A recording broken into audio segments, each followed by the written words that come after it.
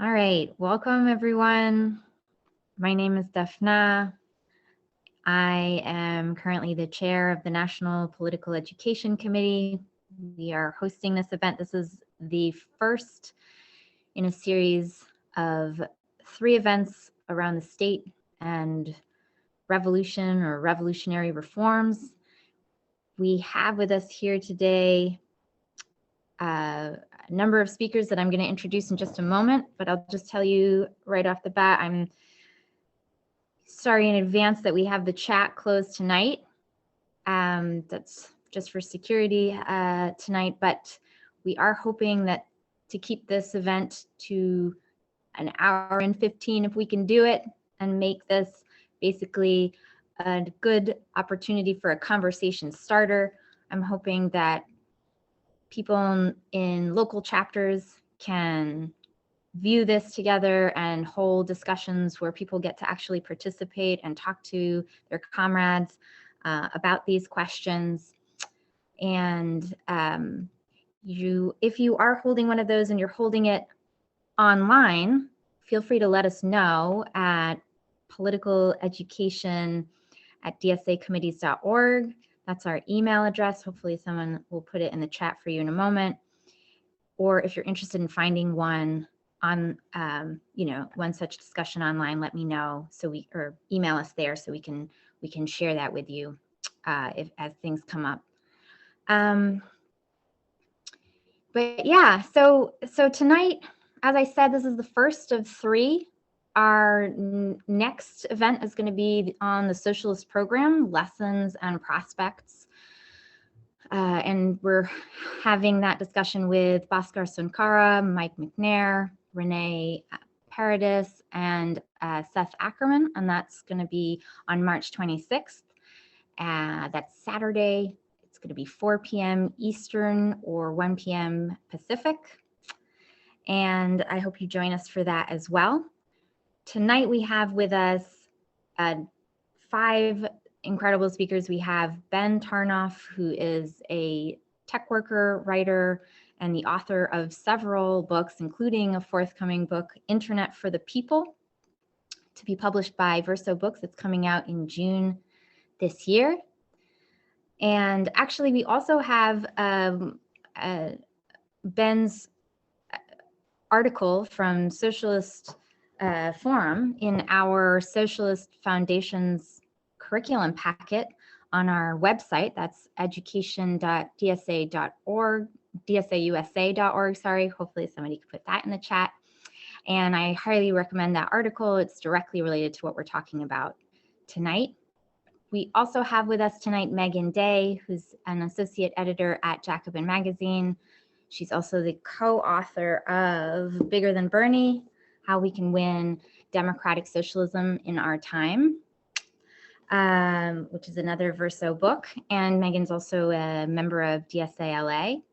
And we've also included one of Megan's articles on democratic socialism that was published in Vox in our curriculum packet. So, and not unrelated, honestly, because in that article, she also talks about Medicare for All, which is, hopefully we'll get a chance to hear about more tonight, one such structural reform that we're going to kind of try and talk about. We also have a couple of authors of the book Levers of Power here with us tonight. Tarun Banerjee, who's a sociologist at John Jay College, and Kevin Young, who's associate professor of history at UMass Amherst. And that's a fantastic book, and I highly recommend. And finally, last but not least, we have with us a DSA elected Farah Souffrant Forrest, who is a DSA member currently serving in the New York State Assembly.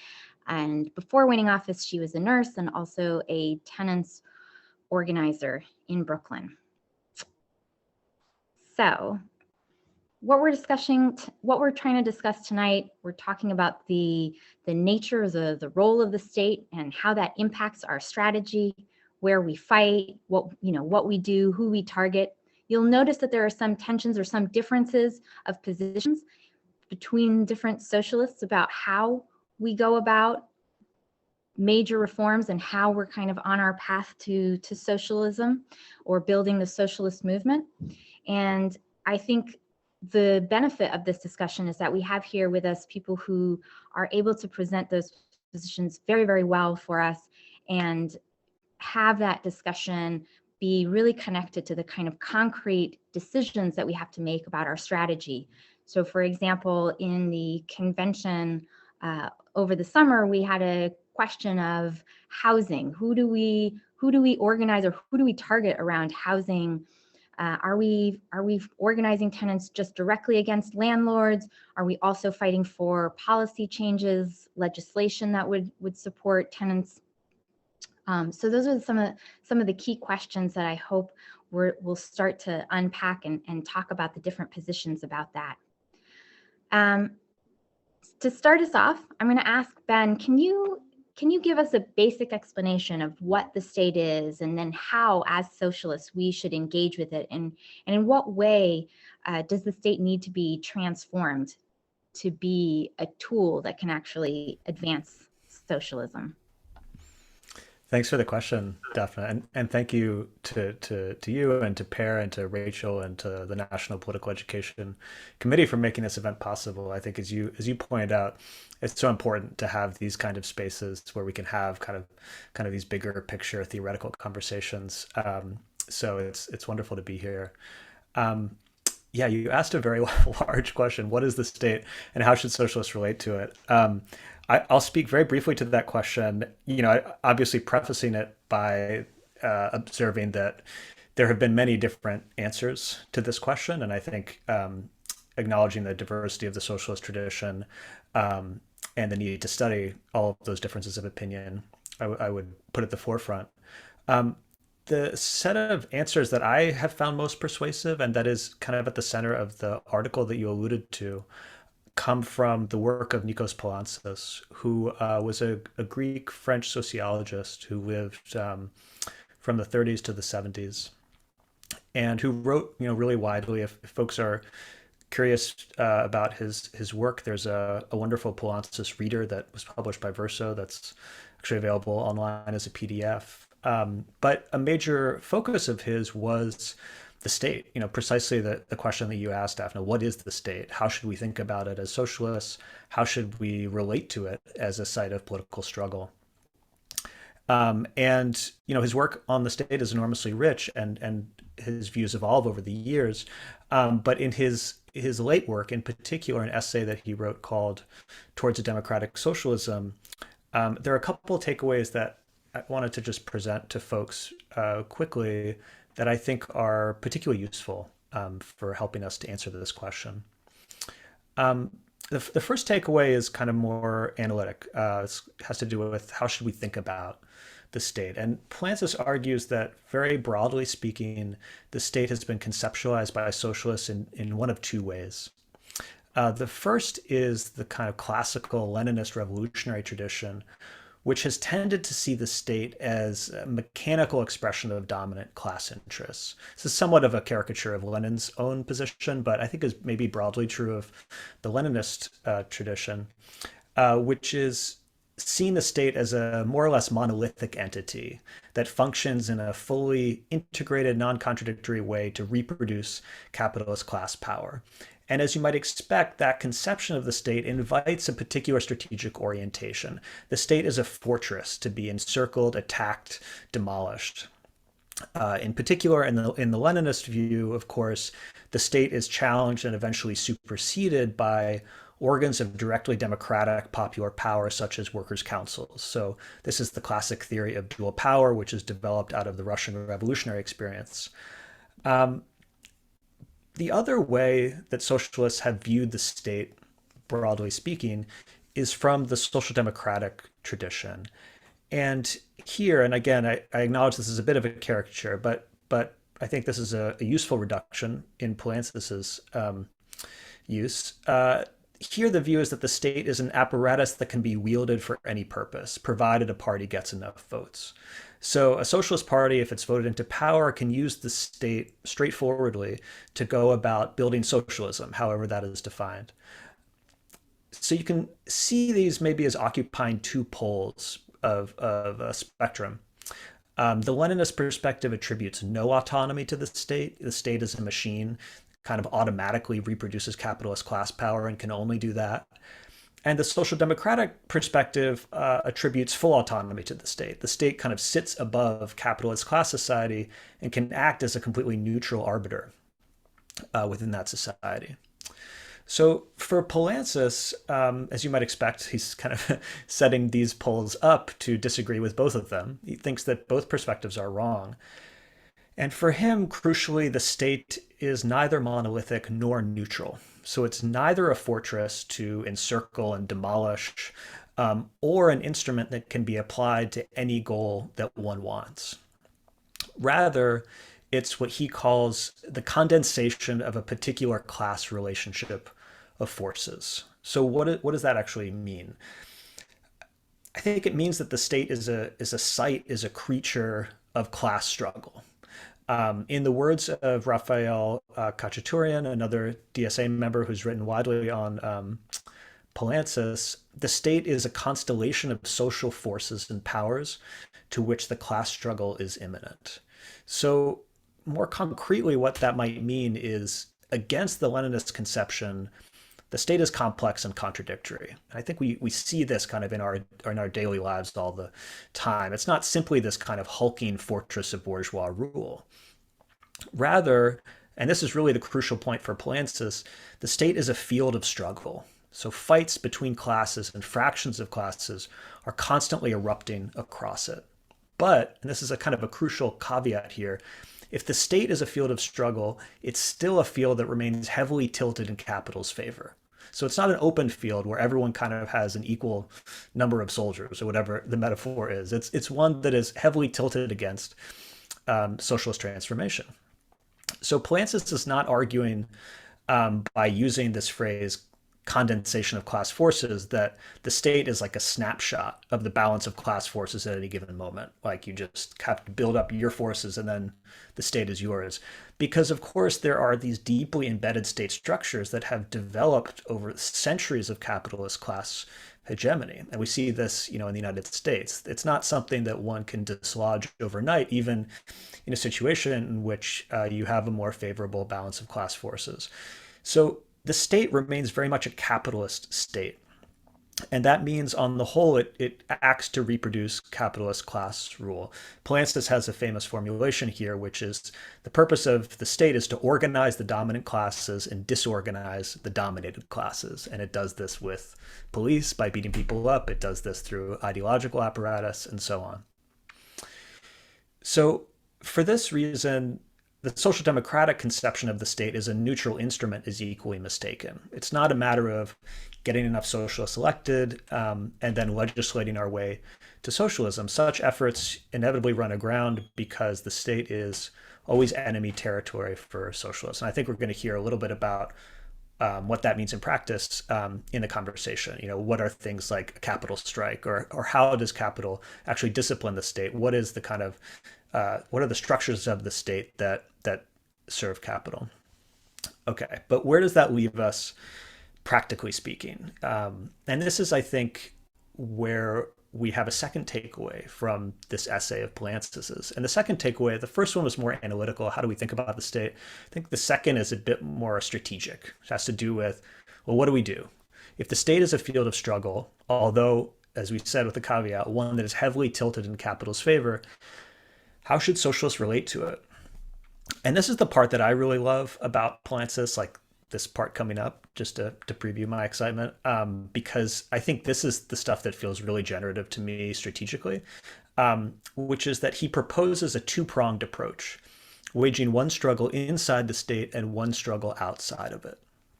So the struggle inside the state would involve transforming the state by shifting the relationship of class forces within it. So not simply infiltrating and wielding the state in the kind of social democratic conception that he's critiquing, but radically altering state structures, like remaking what the state is, how it functions, what it looks like, where it lives. The latter struggle, which would occur outside of the state, would involve cultivating another form of power, what Poulantzas calls popular power, by assembling new institutions of direct democracy and self-management from below. So you might think of unions, cooperatives, neighborhood assemblies, tenants associations, even the classical Soviets. These institutions that tend to emerge and develop in periods of mobilization where ordinary people come together and can make democratic decisions about how to organize the conditions of their own lives. Now, crucially, the reason he wants to do these together is because he feels that if you're doing both, the two can inhibit one another's worst tendencies, like statism and authoritarianism, and bring out their shared democratic potential. So importantly, this is not an argument for dual power, because as you recall, the dual power argument is that you have these new institutions from below, like the Soviets, that are going to, at some point, overtake the state. I mean, at least in Lenin's conception in State and Revolution, the Soviet replaces the Tsarist state. What Polantzis is suggesting here is something more dialectical. Like the two struggles are actually kind of interacting, and struggles inside the state are meant to create more space for struggles outside the state, and vice versa. So you kind of have these two layers of struggle that are kind of bringing out the best in each other, we might say. And I think also this is an important point, that it's not just about the kind of momentum or energy that's provided through struggle from below, but that struggle from below can generate the kind of creativity that we need to remake the state.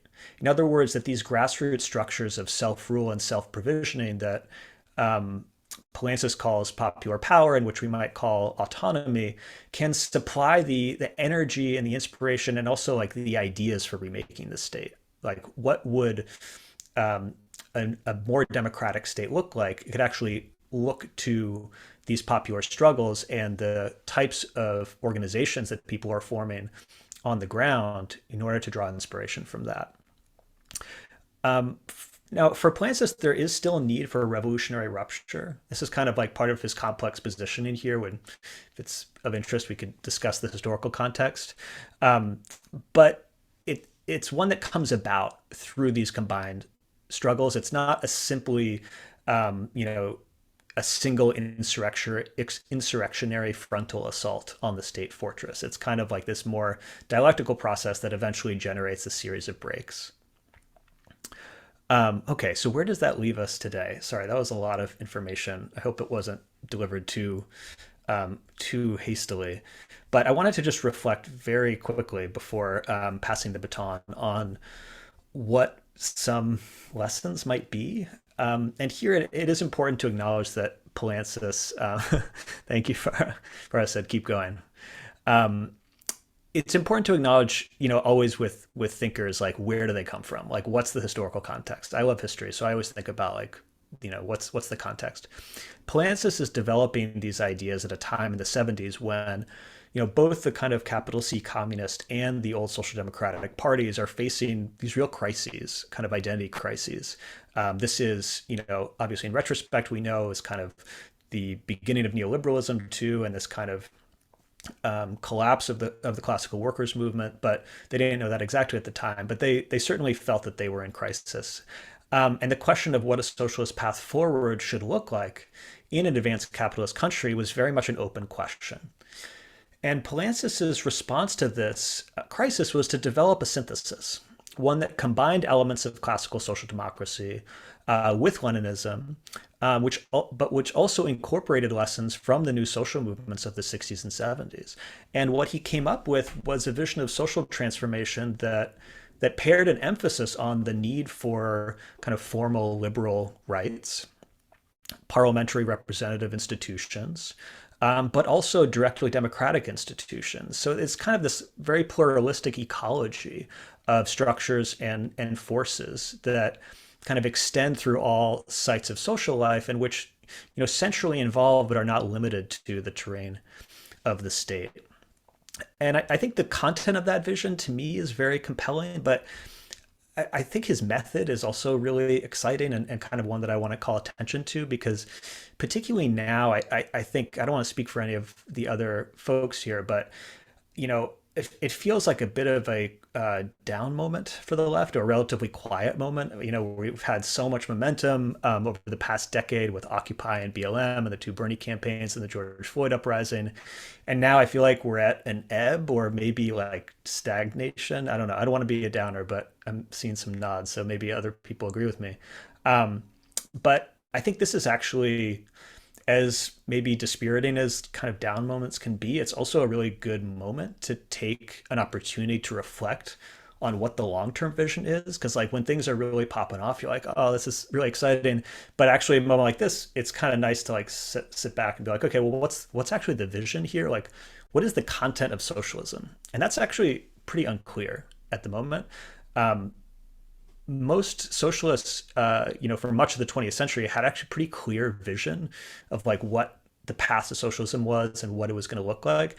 I think the answers were wrong, as we saw from much of the 20th century, but they did have the content. And I think a big question for us is, what is this socialism of the 21st century actually look like? And I think the past can be very useful in studying the achievements and the limitations of our predecessors.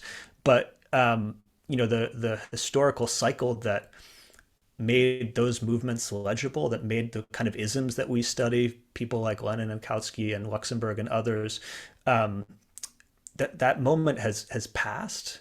And I think the critical thing now is that we are really living in a different era. I mean, Polancis was living at a time when the Social Democratic and the Communist parties were in crisis, and now we're living at a time when those traditions are really just dead. And it doesn't mean that we don't have anything to learn from them and that we can't be inspired by them, but we're not in the historical cycle that generated them and made them legible. We're not in the 20th century anymore. So I don't think that's a recipe for despair, because there's plenty of practical work to do, particularly in a country as regressive as the United States. But I think we do need to be honest with ourselves about the need for renewal and regeneration.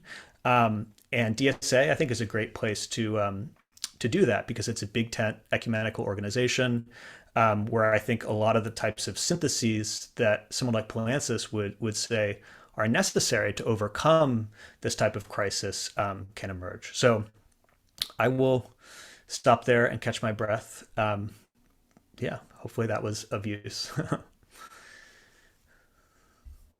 Thank you, Ben. Yes, I found that very useful, and hopefully Meagan can build off of that and talk to us a little bit about, Meagan, what are some of the what is a structural reform and what does it mean? Or some people call those non-reformist reforms.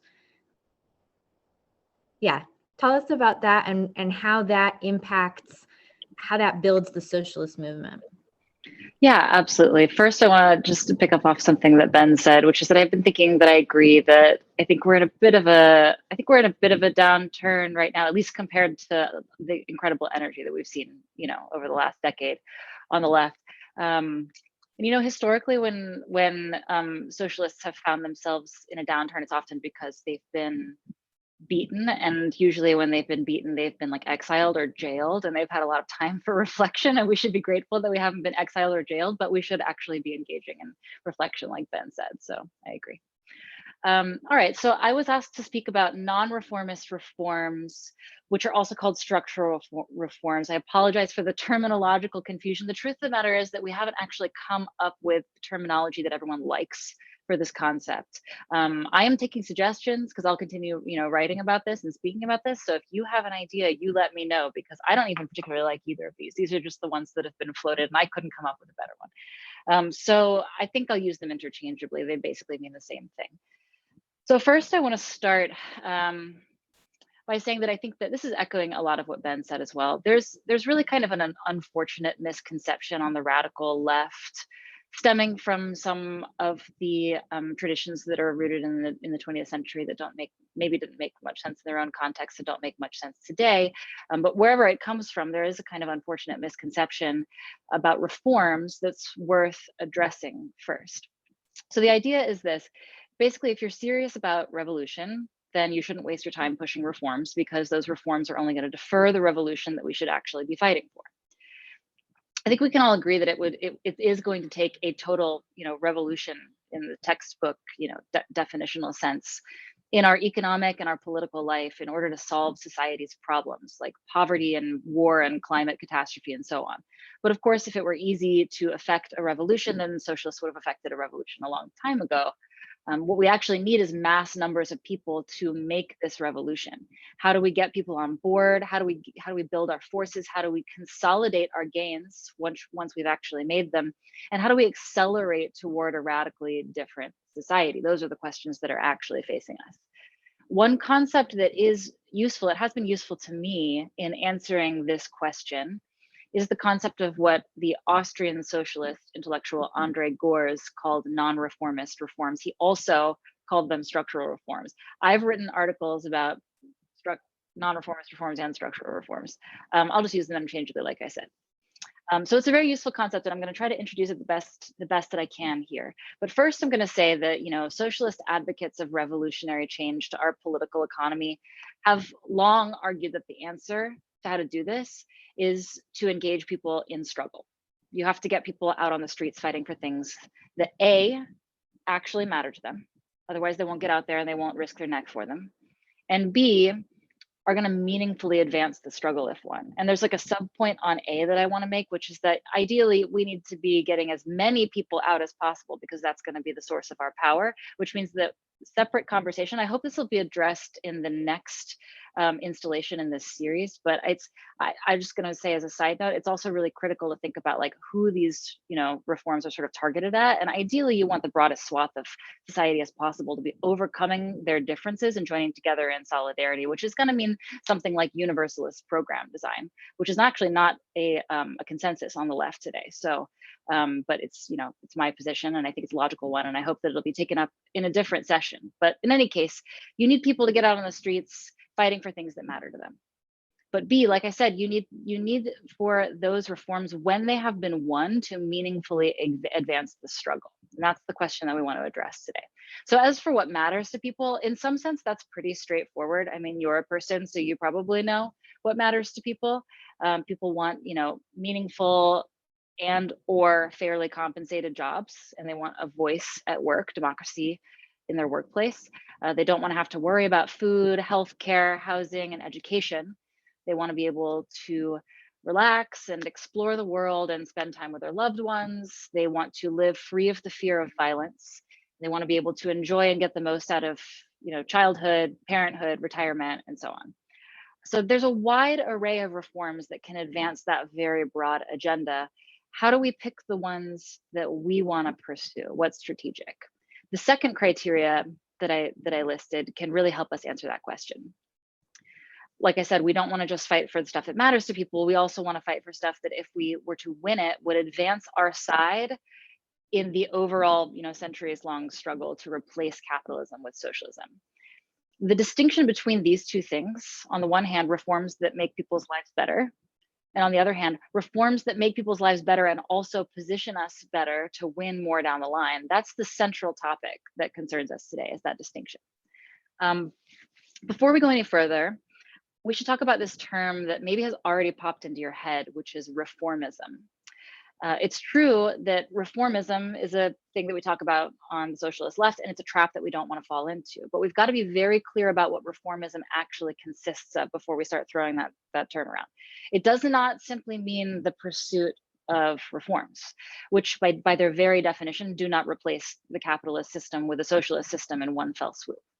Instead, reformism is an orientation to reforms that imagines our ideal society as a certain number of discrete steps away, which means that each victory sort of inherently brings us a step closer to that ideal society. And it's a problematic way of thinking for a variety of reasons. One, it tends to lead to a fixation on reforms for their own sake because, each one is another step closer to utopia. And that can be sort of bad news for strategy, right? Because it essentially posits that every reform is equally good as every other reform, because they're all sort of like they're all getting us closer to where we want to go. There's also another problem being that we're outmatched. I mean, we're badly outmatched, our side, just by the nature of capitalism is sort of set up that way. we have power, but it's latent power and we haven't organized it yet. And so for the time being, we are at the disadvantage. And that means that the gains that we make when we're following this model are tenuous, and they're subject to change and repeal, and they can be clawed back when conditions change, unless our reforms themselves make that harder, make that clawing back harder. So let me be super clear about this to summarize the previous section. To oppose reformism is not to oppose the struggle for reforms.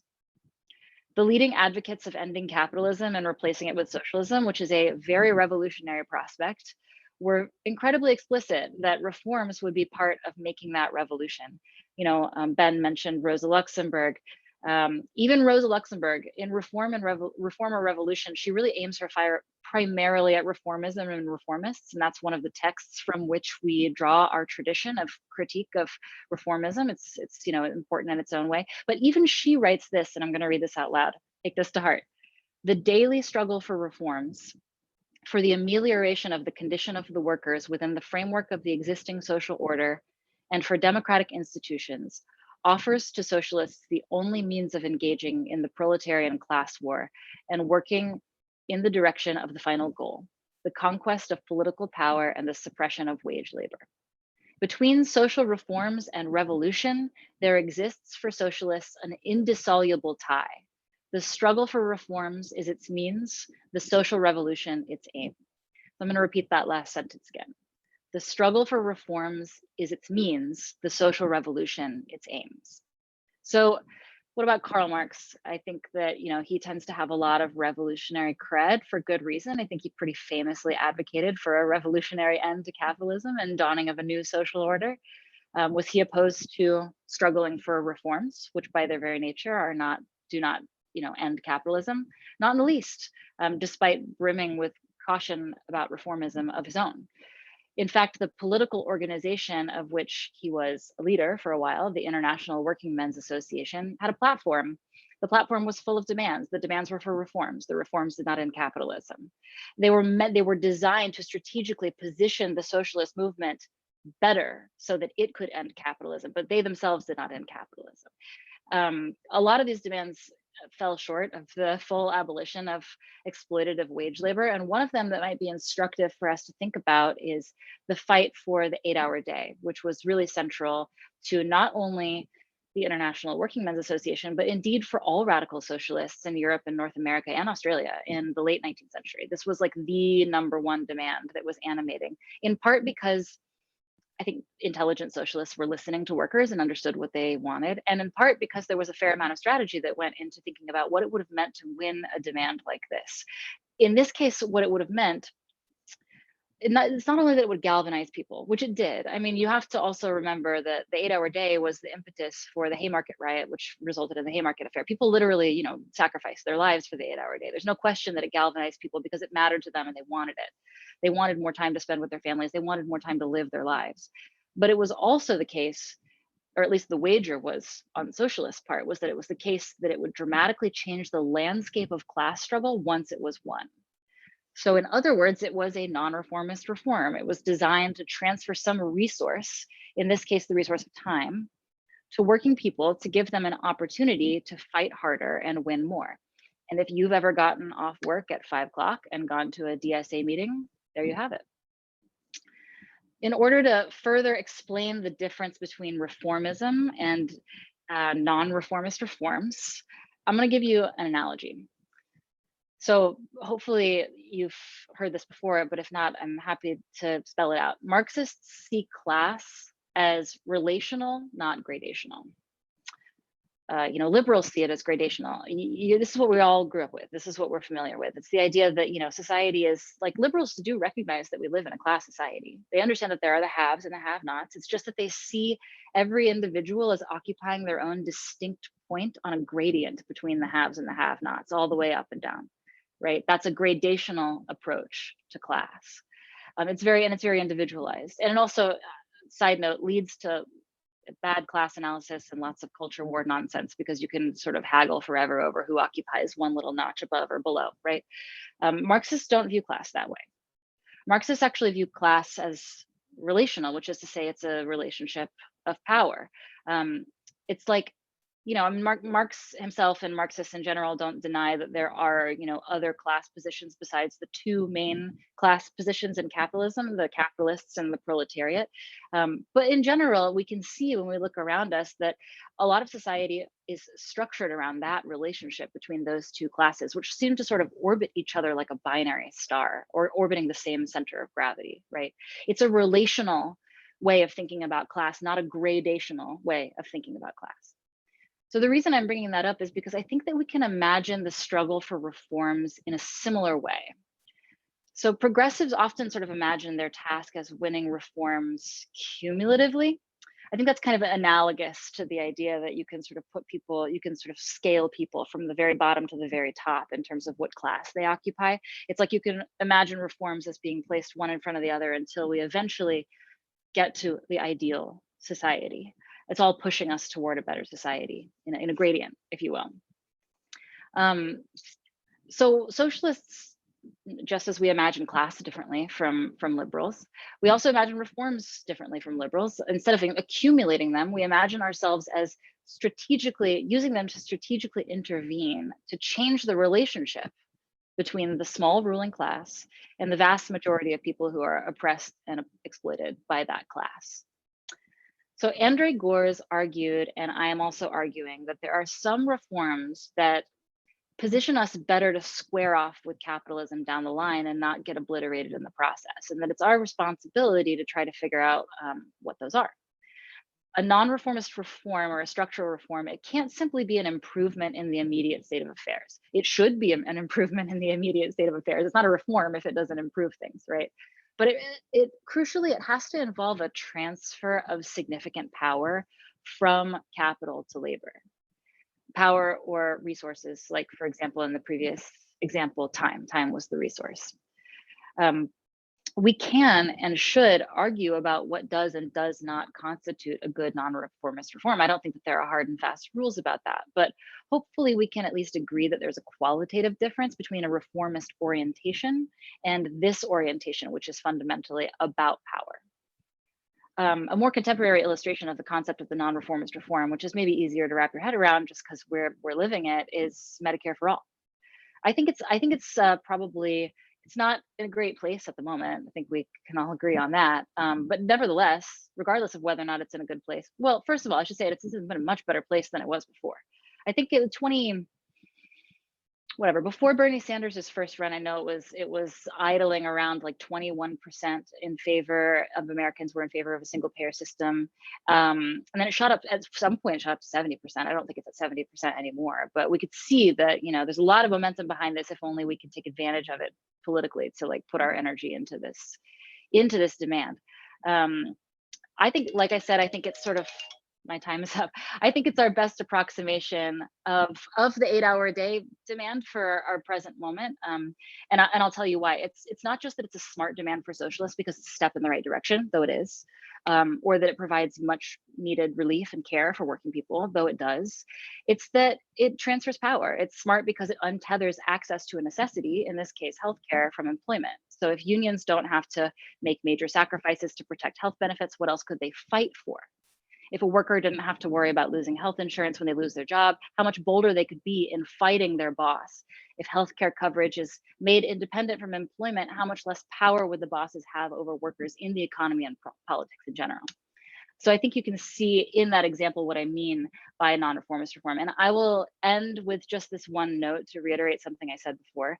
And there are lots of other good examples out there. And I also want to caution that it's not the case that we, like I said, can say definitively whether a given reform does or doesn't qualify as a non-reformist reform or a structural reform, but it's our responsibility to debate among each other whether a given reform struggle qualifies. And if we're doing that, we're already advanced, because we're no longer just thinking like good progressives trying to move the ball down the field. We're thinking like socialists who see it as our historic task to develop strategy and to mobilize and empower the working class to make it possible for ordinary people to fight harder and win the society that they deserve.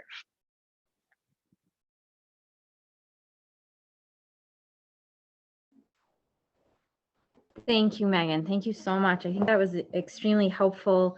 And I'm hoping that our next speakers can speak a little bit about how they view the way that we win reforms and build the socialist movement.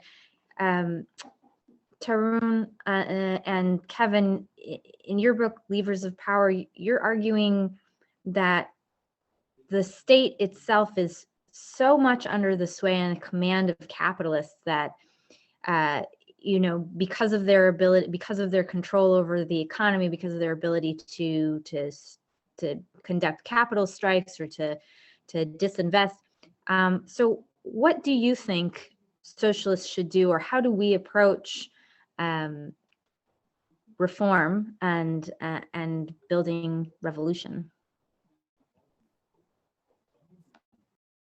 Okay, thank you. If I may begin.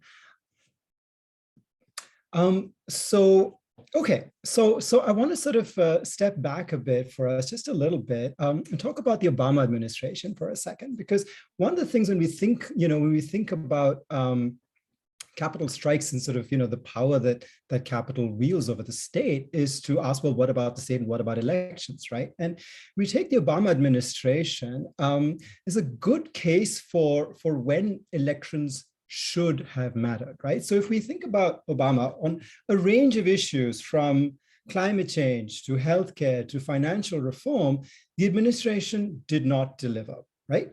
And this is especially puzzling because strong action in all of these cases was incredibly popular with the public. It was politically viable, especially during the first 2 years of the administration when Democrats controlled the House and the Senate and had a filibuster-proof majority in the Senate. And in many cases, these reforms were within the discretion of the executive. So why didn't he, right? Why didn't he deliver on any of these things? Typical explanations tend to range from sort of overt mechanisms of influence, and specifically business influence, right? Things like capital influence, right? Things like lobbying and campaign finance and such. Certainly, but what we argue and write about in the book is that ultimately capital control derives from this deeper structural control over capital flows, right? And with this control over capital flows comes a different form of influence, a different weapon, the capital strike.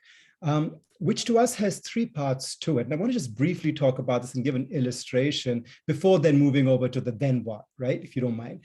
So the capital strike to us has three parts to it. One is it's the selective use or threat of disinvestment from the economy, right? To pull or move out large sums of money, accompanied by two, demands for changes in government policy, but three, with promises that this divestment will cease if the government complies, right? Now, important for us, these are not simple market reactions, but these are a political strategy that are part of a bargaining process.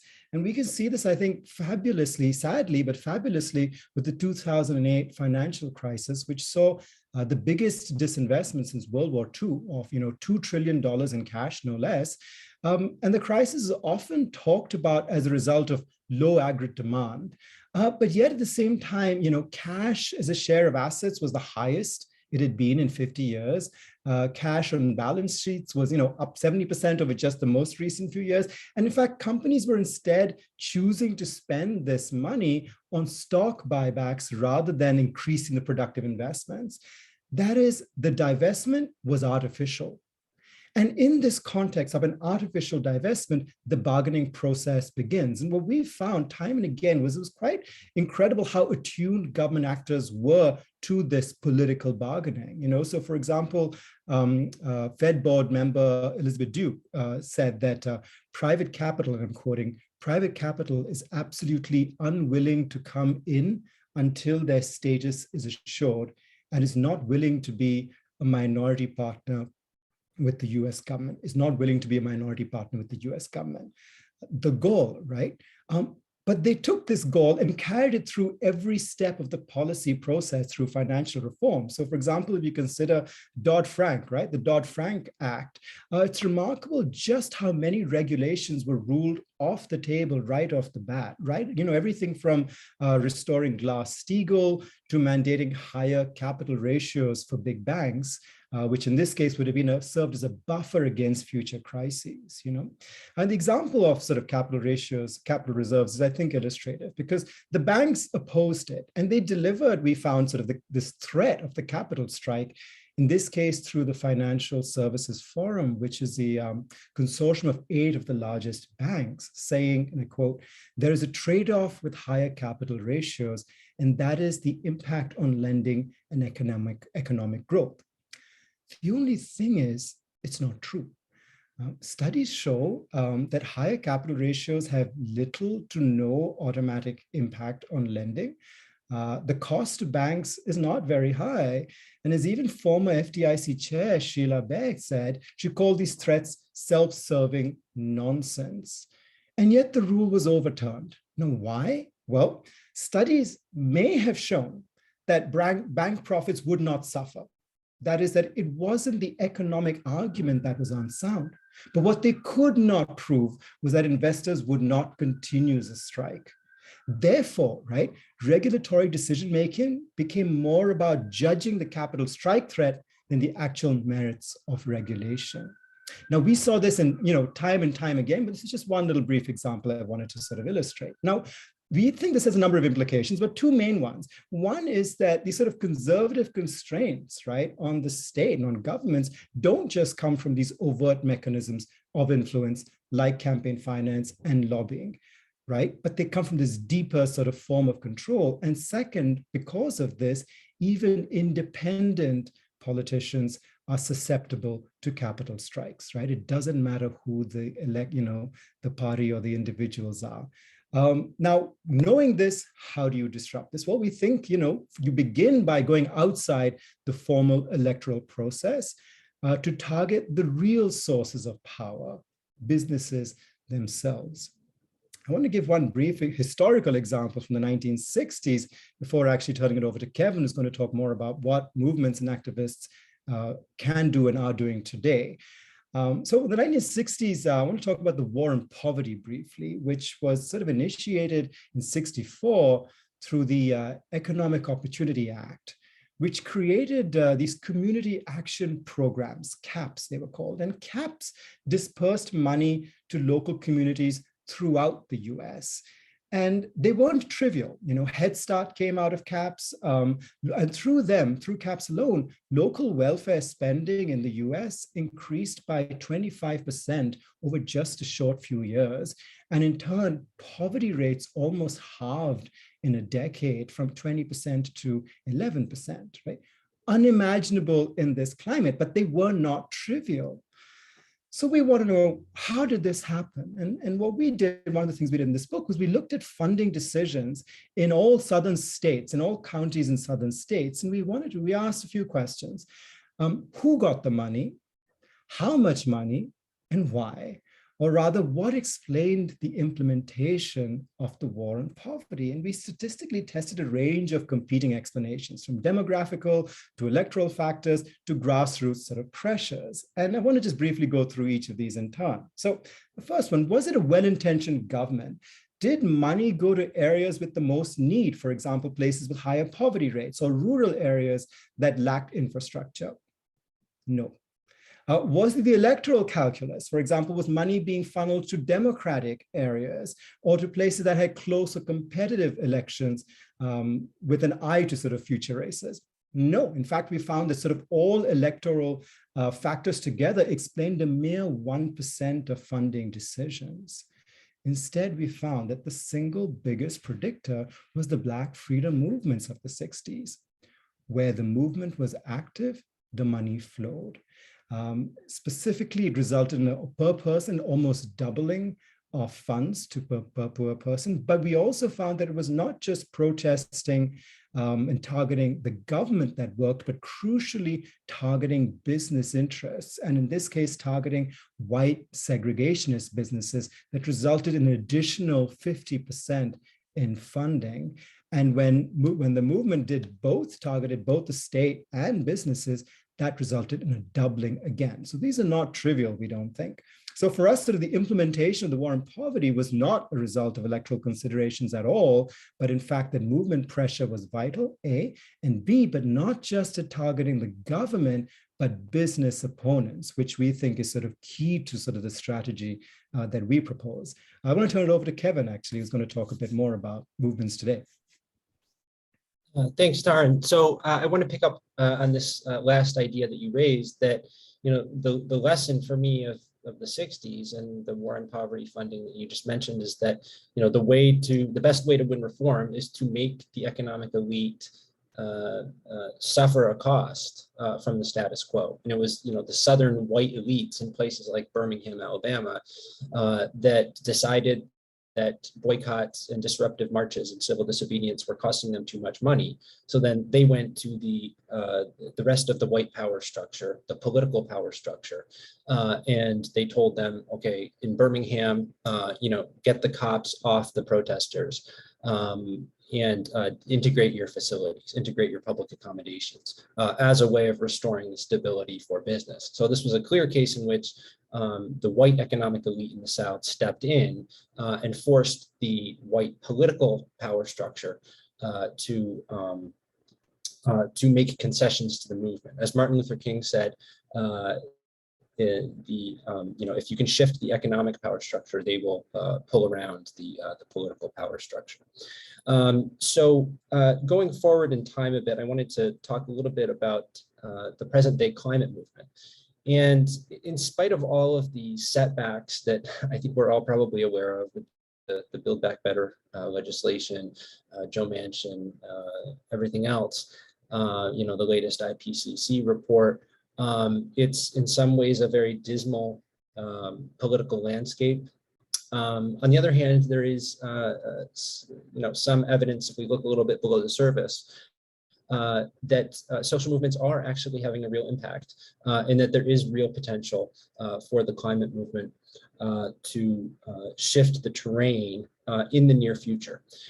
So when it comes to energy policy and fossil fuel production, I think this is one of those policy realms where elections really have not made much of a difference. So if we compare Obama and Trump, the rate of fossil fuel production and infrastructure expansion in the United States actually expanded more rapidly under Obama than it did in the Trump years. And that's not for any lack of trying on Trump's part, but it does speak to the way that these big picture trends are more secular in nature. They are more consistent. They're only at most vaguely correlated with which party is in the White House or which party is in control of Congress. Obama and Biden have both shown a proactive commitment to the fossil fuel industry. Now, I think the reasons for that are a little different than the Republicans. Republicans are deeply intertwined at a personal and financial level with the fossil fuel sector. Most fossil fuel contributions to campaigns go to Republicans. They overwhelmingly favor the GOP. But with Democrats are nonetheless constrained by the forces that Tarun was talking about, the structural control that the fossil fuel companies have over society, the economy and the society, such that they are in control of the energy resources that the society depends upon.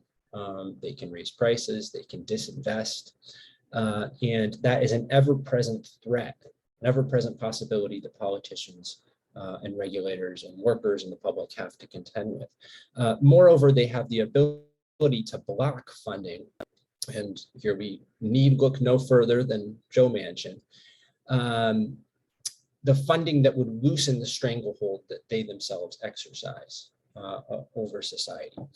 So funding for alternative energy that could, pick up some of the gap left by cuts to fossil fuel production without, introducing too much economic instability in the economy. So, we face a moment now where, we have both an urgent need to dramatically reduce carbon emissions, the next 8 years. And it seems anyways, little hope of national climate legislation on a scale that we need. If we could have the Build Back Better bill, even in its, latest form, that would be significant. I don't want to downplay the importance, but I think that we should be able to agree now that a purely electoral or legislative approach to trying to win a Green New Deal and trying to bring about the decarbonization of the economy isn't going to be sufficient. And I think we need to really think as a left about the configuration of business interests, because the way that business interests are aligned on an issue and what they're willing to fight for and what they're willing to oppose is ultimately going to be much more important than what the president or the Congress is doing or advocating. So I think that this requires that we look carefully at the different sectors of capital and think about which ones are going to be most likely to oppose the fossil fuel industry, which is essentially parasitic, a set of parasitic interests that not only undermine the prospects for organized human society, but they're also parasitic on most of the rest of the capitalist class, ultimately undermining the prospects for stable long-term profitability. So there are clear economic reasons why other capitalist sectors should unite against fossil fuels. But the fact is, up until now, they really haven't, with a few partial exceptions. And there's reasons for that as well. Part of it has to do with interlocking directorates and the ties between, say, banking and fossil fuels and so on. But there's nonetheless, I think, reason to believe that the financial sector in particular could be shifted in its political calculations through the actions of the movement, such that banks, insurance companies, asset managers, and so on turn against fossil fuels in a way that substantially accelerates the energy transition. They're not going to do that on their own. They're not going to do that because of some, just purely rational calculation. They're going to do it in the same way that Southern white business interests did when confronted with movement pressure. And I think we already see this happening. And it's, there have been some really promising and inspiring examples of victories, in particular against fossil fuel infrastructure in the United States and elsewhere. So just to go to the Financial Times last August, they reported on a surge, quoting them, a surge of protests and legal objections by environmental campaigners, Native American tribes, and community groups has led to budget-busting delays in pipeline projects, such that projects are being abandoned as costs increase. And the paper concluded that new mega pipeline projects might well be a thing of the past. Likewise, Bloomberg Businessweek concluded in 2020 that the fossil fuel resistance movement could actually hasten the pace of transition to renewable energy. So there are already signs from the elite press of the potential that social movements have to help accelerate this energy transition. And crucially, the victories here, the main victories in this movement have been mostly outside of the electoral arena. Mostly those victories have come from the targeting of economic power holders, in particular by scaring away private sector investment. And there are more details about that process that I could go into, but I know I'm running short on time. I think the last point I want to make is that I think that the concept of non-reformist reforms is important here. There's a particular way in which the climate movement is a little bit unique in that we are operating on such a short time scale. We don't have the time that other movements necessarily have. We need a very short number of years in which we need to make drastic changes, and that means that we unfortunately need to accept that not every victory is going to involve a shift of resources directly into the hands of the working class. Many of the victories will entail private capitalists shifting capital from one sector to another in a way that does not, directly empower workers. But there is still a way in which the struggle can be empowering, and it can be used as a way to position the movement to fight more, which is a little bit what Meagan was talking about, such that even if the reform itself, if the reallocation of capital is not directly it's not going into the hands of the working class. There are ways that the fight for these kinds of changes that we so urgently need can also be used to further educate people, further empower workers, and contribute to the growth, the radicalization, the internal leadership of a movement. So I know that I'm out of time, so I will stop there. Thank you. I found that really fascinating. And I think overall, the things that I'm drawing from what all of you have said so far is really that there has to be an approach that kind of takes all of these factors into consideration. And in that, on that note, in that vein, I wanted to ask our final speaker, Farah. You have experience both as a tenant organizer, but also now that you are serving as an elected representative. What do you think? What do you think of the state? How do we use it? How do elected officials use their position to advance the sort of structural socialist changes that we're looking for? Yeah, what do you see as your role in this? Okay, thank you, Daphne. After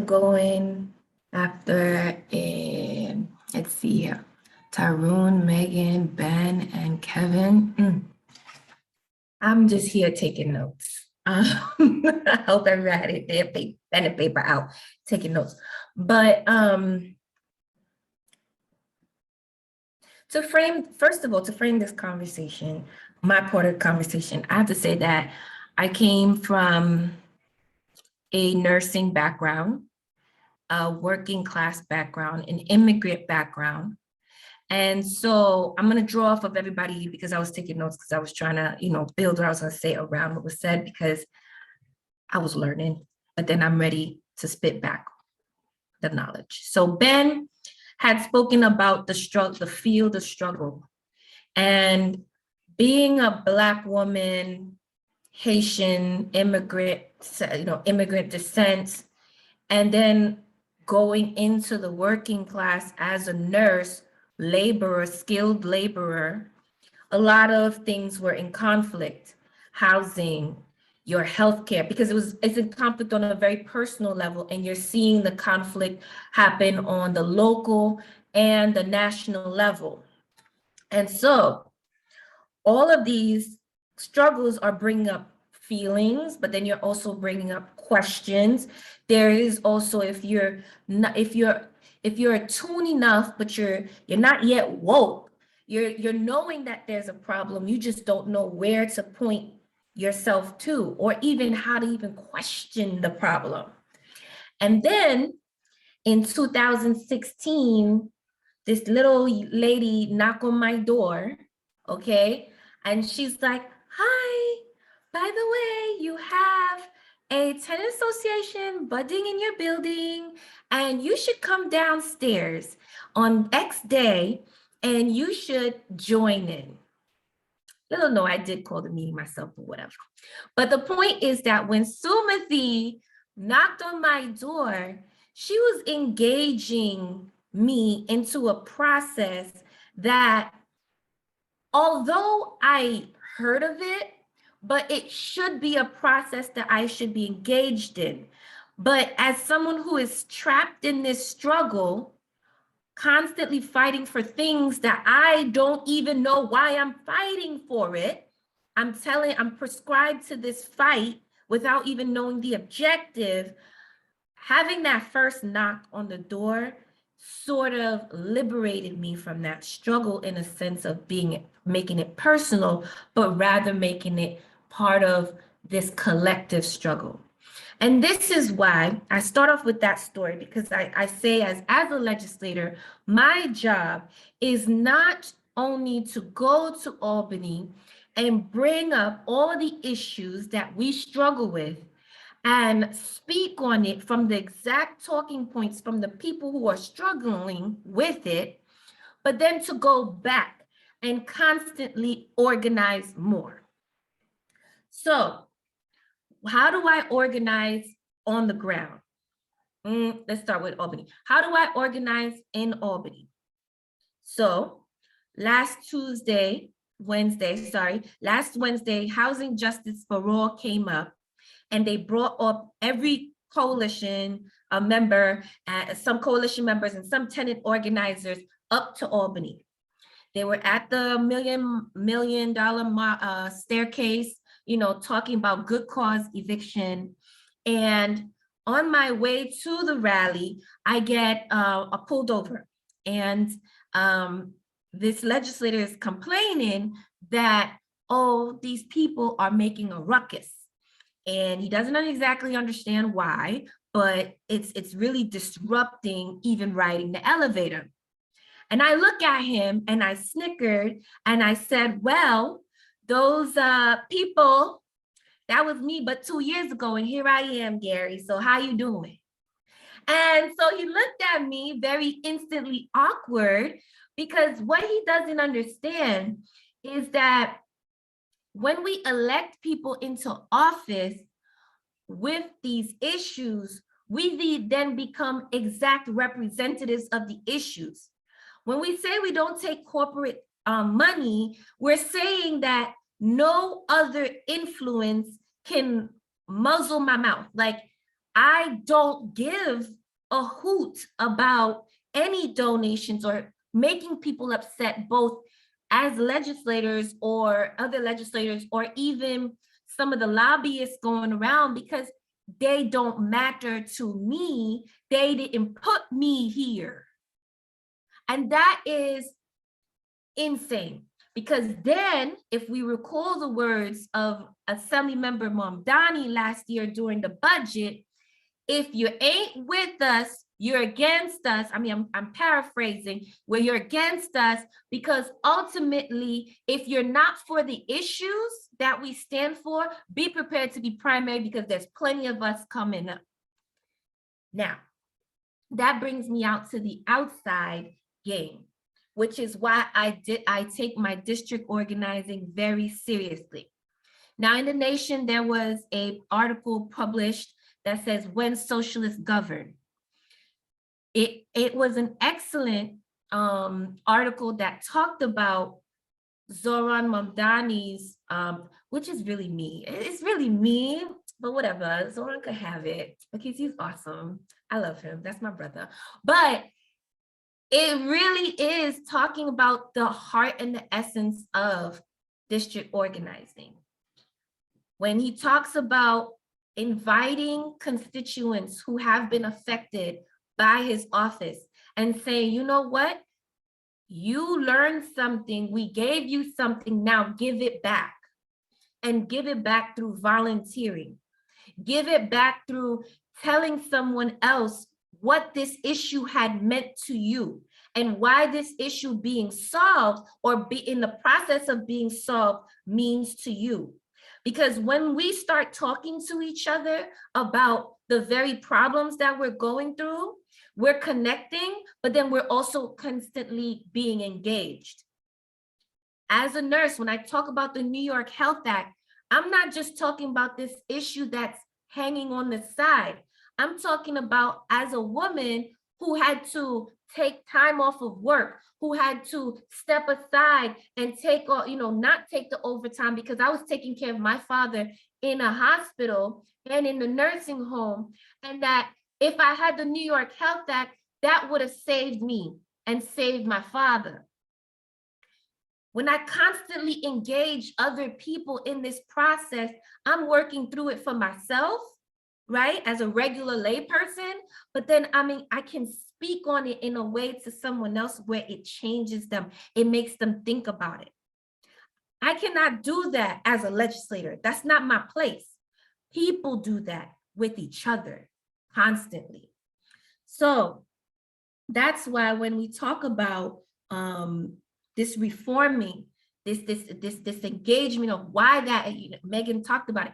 When we talk about that 8-day work schedule, now when we have the rest of the 3, 4, 5 hours, now guess what? We're not just partying and liquoring up, which I'm probably sure was the backdrop of all the discussions at that time.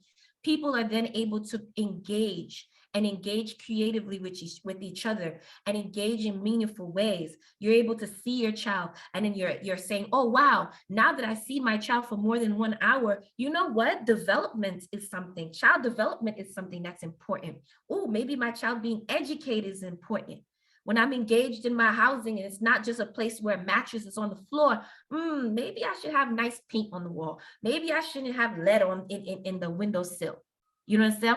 So that, and then finally, when we push back on the idea of I am no longer just a human capital, I'm not just a piece in the cog in the manufacturing scheme, then we start to question the very motors of the manufacturing, right? I remember during the Amazon fight and, you know, the fight to unionize, and this was actually kind of during the same time that Prime was bumping. I mean, I've been a Prime member forever, but the fact that people now see that, oh, I can order basically everything online. And then you see now workers saying, oh no, if everybody's ordering and they're seeing the value in me taking a parcel from point A to point B, that means I matter and that I should demand more. And so in the backdrop, I'm also hearing that, you know, taxing the rich means the rich will leave New York, that we can't push too much because if we push too much, things will break down and this revenue can't come because ultimately they will flee, they will leave. I think again, when we talk about organizing, we have to organize our workplaces. That's where the money ticket is at. The ticket is at.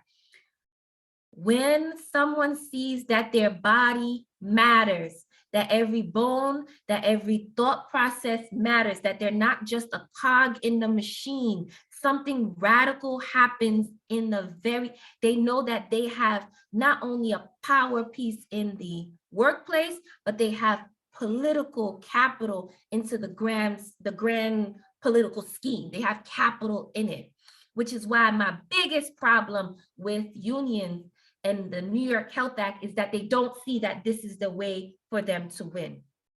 They are not supposed to be just benefit coordinators. Benefit coordinators from what? Coordinating what benefits? The little bit that people just trickle down, that the corporations just trickle down to you? No, you are the 99%. Grab it, it's yours. And so I think that one of the places where I see myself most effective is to constantly say it, harp at the unions. Please, please, please get your shit together so that way, and ultimately kick out union leadership. I mean, I could say this amongst friends. I know it's recorded. Hey, spread it out. Tell them that I really mean this. But kick out leadership and let the rank and file come up and speak on themselves. Because ultimately, I see myself at leadership when I am elected official. And that really, if I'm successful, my job as an assembly member should be eliminated. And that everyone should be able to call the Department of Labor by themselves. That everyone should be able to go to the halls of Albany and represent themselves, really democratizing the process. And the final thing I'll say is that there was something that Meagan said about always calling to question our reforms. Every week, me and the rest of the socialists in office meet with, delegates from the New York City, the New York City DSA, and we question everything we do. It is intensely personal. It is intensely professional. It is intensely intentional. But it is a very important place. It is an uncomfortable place at times. It is a glorious place at times. It is also a place of practice and failure. But that's okay, because ultimately it's not to seek perfection, it is to fine tune working collectively. Because if we rise together, we go up, we're together. But if we fall together, we're still together. And I know some of my colleagues on the call might not, some of my colleagues on SIO, we argue about this all the time, but argue, that's not really, discuss, have very robust discussion about this. But I love every minute that I'm on these calls, because ultimately every voice has to be at the table. It has to be represented for us to truly see the result in the end and be okay with it, and no ill feelings. I think it's ultimately what it is. People don't want to feel no type of way at the end when we collectively act. And so after such great minds, I have small words, but I hope it was impactful words. Thank you. Yes, very impactful. I feel like you touched on so many important points that were brought up in different ways by speakers before you, and you sort of framed it for us in this very concrete and helpful way. And I feel like, yeah, I guess I kind of want to give, we're going to have to wrap up soon, but I want to give people an opportunity to respond to some of the things that Farah was saying, because I feel like she touches on so many of the things that you all have raised. One point is this question of, we have here representatives who are not taking corporate donations and who are building organization through community engagement, as Farah was describing, and how that organizing really is building a movement that is of the people, by the people. And I wonder if any of our speakers wanted to add anything onto that, or to, yeah, what are your thoughts on that? I have it sort of open-ended here. I can say, so the first thing that comes to mind, I hear a little echo of myself. I hope that other people don't hear that. Okay. The first thing that comes to mind is just like one of the great victories of capitalists over the labor movement and the socialist movement in the 20th century was to eliminate democratic organizations from our civil society, and people don't really have much experience with activism organizing, or more to the point with any kind of like direct democracy or participatory democracy at all. Historically, socialists have determined that the two best vehicles for advancing socialism are the party and the union. And right now we're in kind of tough spot with both. I mean, we don't have a party of our own by any stretch.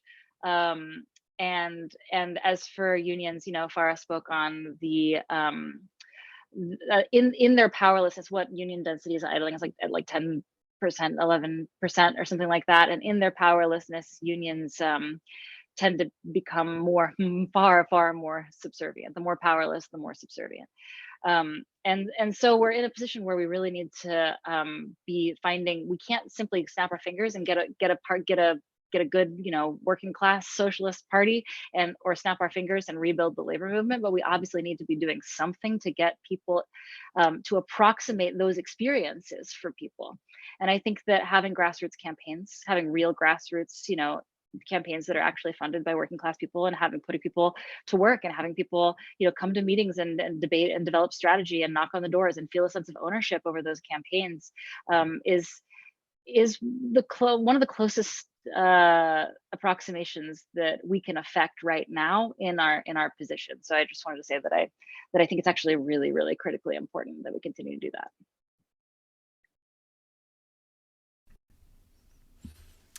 I could add to that a bit. I think just to piggyback on what Meagan said, I think part of the utility of that kind of grassroots work is also that it can provide a political creativity that we desperately need. The parameters of our political imagination have shrunk dramatically in recent decades. And trying to figure out a path forward is also trying to figure out possible new organizational forms. I mean, Meagan mentioned the party and the union, and those have been the kind of core organizational forms of the socialist movement for, more than 100 years. But it's also true that we're in a new era, and as important as those forms will continue to be, we may need to develop new ones as well. I think it's important to look at the legacy of Marx himself here, and that what distinguished his brand of socialism from his predecessors was the attention to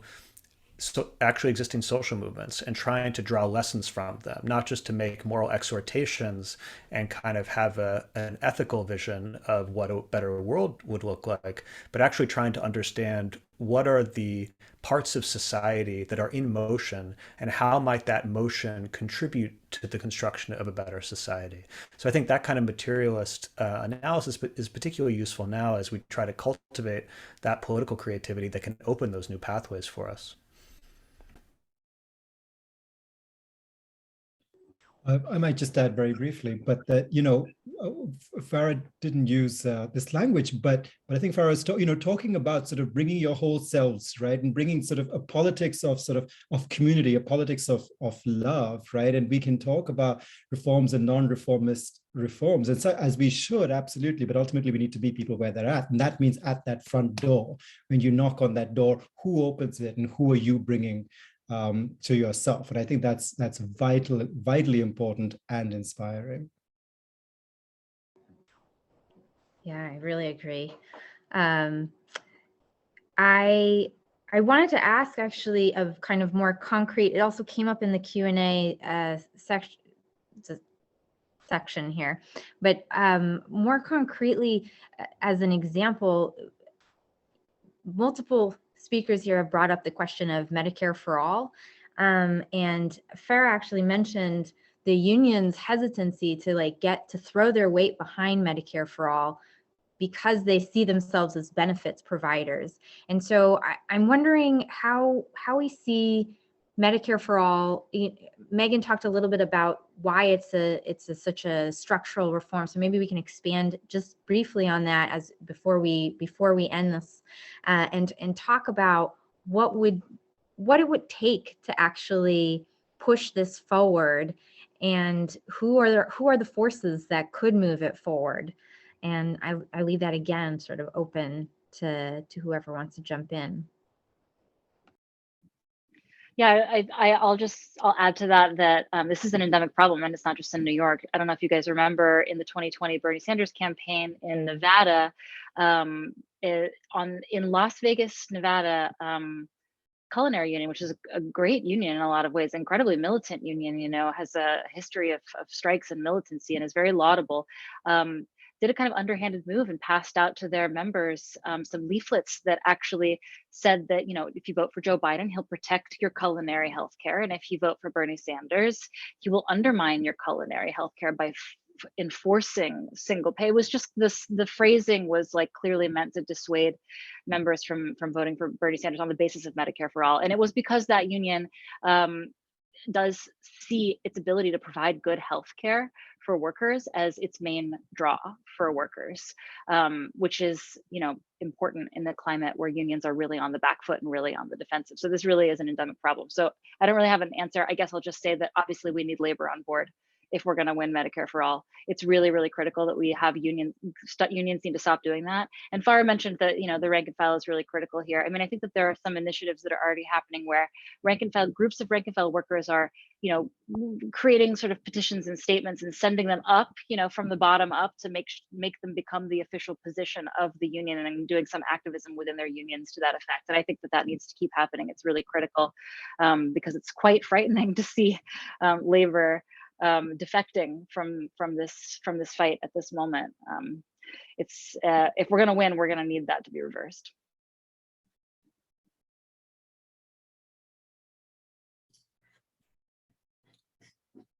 Yeah, if I could chime in just a little bit, I think that there are certain reasons why some unions may be opposed to Medicare for all. The Nevada example is a good one. There are also compelling reasons why it's in their interest.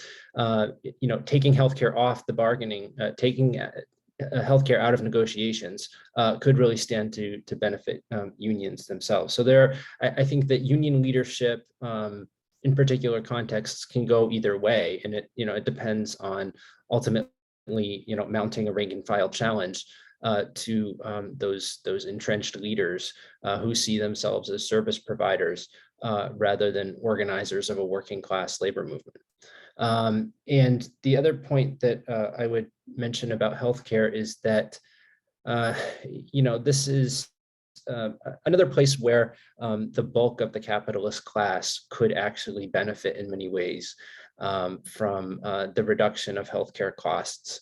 Pharmaceuticals and insurance companies and medical device makers and hospitals are another example of essentially parasitic capitalist sectors that feed off the rest of society, but also off most of the capitalist class itself. Employers don't like having to pay outrageous healthcare premiums for their employees or contribute to those premiums.